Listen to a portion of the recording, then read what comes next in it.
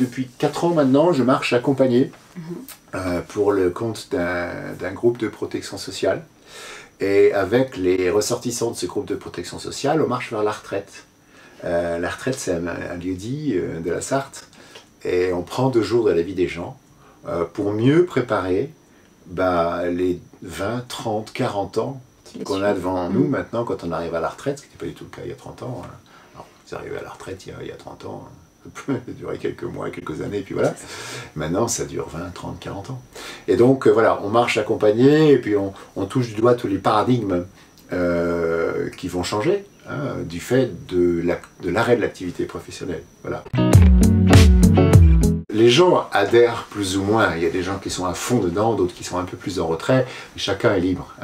Donc à quoi ça sert? Ça permet à chacun de pointer du doigt, de prendre 2 jours finalement, quelques mois en général avant l'arrêt de l'activité professionnelle, pour pointer du doigt ce qui va changer. Le statut, l'argent, le couple, le travail. C'est pas forcément un arrêt du travail pour les gens, il y a des gens qui vont continuer accumuler l'emploi et la retraite, etc.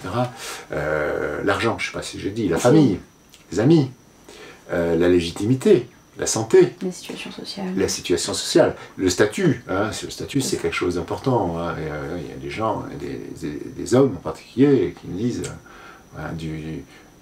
ça m'a quand même fait drôle quand une jeune fille m'a demandé si je voulais qu'elle me laisse sa place dans le métro.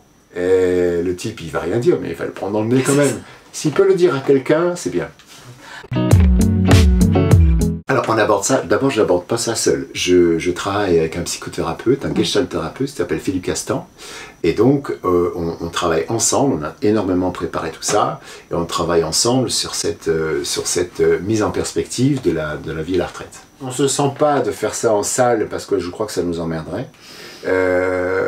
Et on travaille beaucoup sur le corps en marche, le corps en mouvement.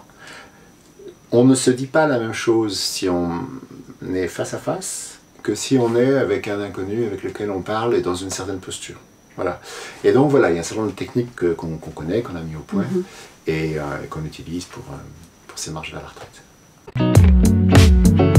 Quand les gens arrivent à la retraite, en général, on les prend en photo. J'essaie de leur faire un beau portrait de la retraite, que j'envoie après. Et puis après, il y a une espèce de mouvement, on continue, on continue de marcher après la retraite, ça ne s'arrête pas là. Ça ne s'arrête pas là, voilà. Oui, c'est très important. La retraite, c'est juste un lieu de passage. Voilà. Bien sûr. Par contre, il faut bien le négocier.